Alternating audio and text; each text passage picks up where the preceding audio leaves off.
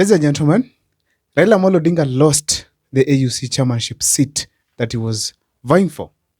And the fact remains that since that time, there have been allegations right, left, and center on who was the cause of his loss. Before I take you through on what Kenyans are saying, particularly the leaders of this country, kindly if this is the first time you're watching our videos on Cyprian TV, please make sure that you subscribe, like, and comment, because that is the best support you can always give this channel. Now, Kalonzo Musyoka came out to speak about this. And in his statements was very clear that Raila Odinga lost this seat because of President William Samoei Arap Ruto. And then I sat down and asked myself, Ruto has supported Raila Amolo Odinga to go for the campaigns. He has really campaigned to support Raila Amolo Odinga. He has actually approached president himself. He ensured Raila is well facilitated to do the campaigns. Then how could he have come to be the person who led to Raila Amolo Odinga's downfall? And as per to me, when I was doing my analysis, there are a few things I came up with. Number one, it's because of the leadership in this country. Kalonzo Musyoka raised some of these points. One of them is the killings that are occurring in the country as far as abductions are concerned. Remember, even towards the end, towards the elections, just recently, a few weeks ago, we had some Kenyans who abducted found dead in the mortuary. And this thing was popularized, was made to go viral within the African continent. And the youths of this country did not just keep quiet. They ensure that it has been shared across all social media platforms. And I'm telling you that the African presidents, wherever they are, they were able to see that, okay, so abductions occurred in the country, and then these are the result where people have been killed. That was very clear that it was one of the reasons that could have led to presidents not choosing Raila Amolo Odinga. Why is it that Raila Amolo Odinga could not be chosen? Yes, he's not the one who abducted. Raila Amolo Odinga and William Ruto are two close people. And the fact remains that even if it's abductions, Raila Amolo Odinga had the powers to tell President William Ruto, please, these abductions, even if it is not for Kenyans, they are going to destroy our name also there.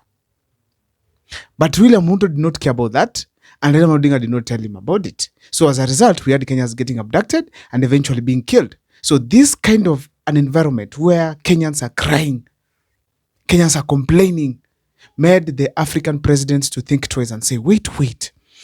Kenyans are complaining about these two people, and these two people are coming for an election from us.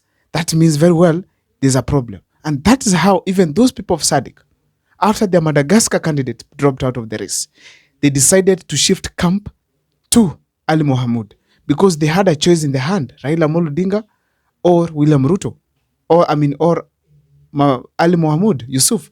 So they settled on Mohamud simply because of the history that is now in the country as far as William Ruto is concerned.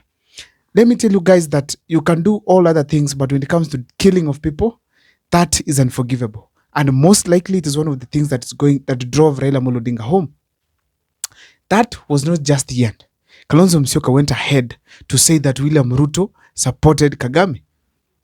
How did this also could have affected Raila Amolo Odinga's candidature? What happened is this. Remember that countries like South Africa, which have a big say in the SADC or in the southern part of Africa, are involved in the current issues that are happening in Congo, DRC. And this kind of involvement, it directly required William Ruto to participate as far as the bringing peace is concerned. But when you take side, yet these other countries that are involved are also hurt by the same Rwanda. That means very well there are countries which are going to make a step back and ask, wait, these people want us to support them for the AUC seat.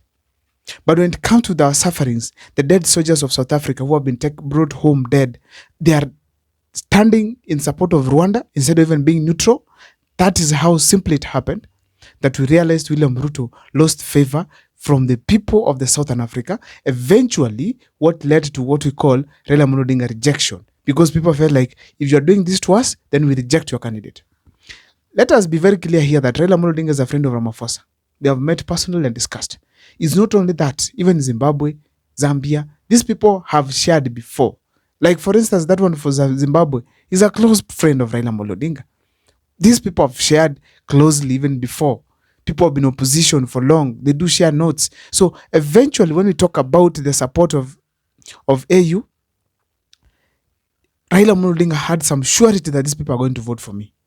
But when these things of Rwanda came up, they could tell themselves inside that, okay, we like Raila Amolo Odinga, but the person is bringing to us is going to have an influence on what is happening in Africa if Raila Amolo Odinga takes the seat. So for the sake of my country, no to Raila Amolo Odinga. And simply that happened.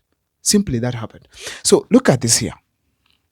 It is not possible that this could be hard for them to vote. It could be hard for them to vote against Raila Amolo Odinga because it was a secret ballot. And I had done a video before saying that Raila's most serious fear, it is the secret ballot, where you don't know who voted for you and you don't know who did not vote for you.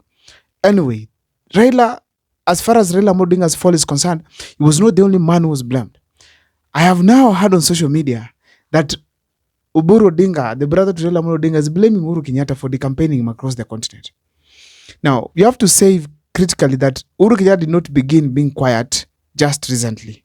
Even during the campaigns of Raila Amolo Odinga in Kenya, he was most of the time quiet. So as a result, we can't really blame him for being quiet. But if at all he was engaged in any campaign, we could have known the campaigning of Raila. That has happened through Uhuru Kenyatta. But the fact remains that Uhuru Kenyatta, actually, he was sick at some point. And as a result, it could not have been easy for him to campaign. Anyway, if you also check about this, even when he was making the decision, it didn't involve Uhuru Kenyatta. He brought Obasanjo from Nigeria and William Ruto. So it was a deal between the three people. So if it is news, Uhuru Kenyatta also received the news that Raila Amolo Odinga is going to vote. So after avoiding him, why now bring him on the loss? Even during the decampaigning, why couldn't they have gone ahead and say, Uhuru Kenyatta, we have heard you are decampaigning us before the elections. But now after the results are out, they are saying that Uhuru Kenyatta was decampaigning them. Now, assuming Raila Amolo Odinga won, what could have happened? Would they have mentioned the decampaigning? No. These are just simply the reaction to the consequences. But the fact remains, Raila Amolo Odinga has lost, is now going home, or probably coming back home, and then probably heading straight to Riati Hills, or maybe Karen, to relax, and maybe probably enjoy his retirement. However, according to me, this is a prophecy of President William Ruto, where he said he's taking Raila Amolo Odinga home to Bondo. And as we speak today, probably Raila Amolo Odinga is heading there. The management plan, the management team is doing very nice as far as the Raila home retirement plan is concerned, because as we speak, what else can Raila Amolo Odinga have in the country? Now, however, there are predictions that I can be able to make as far as this is concerned. What is that? Raila Amolo Odinga is probably going to be employed back again at the AUC. And probably the gentleman from Djibouti, might consider Raila Amolo Odinga on certain position so that Raila Amolo Odinga can continue giving his expertise and knowledge or experience in the development of Africa. I don't know what is your take, but I saw it clearly from Millie Odhiambo, who spoke about it, that Raila Amolo Odinga is still energetic and capable of serving Africa in any way.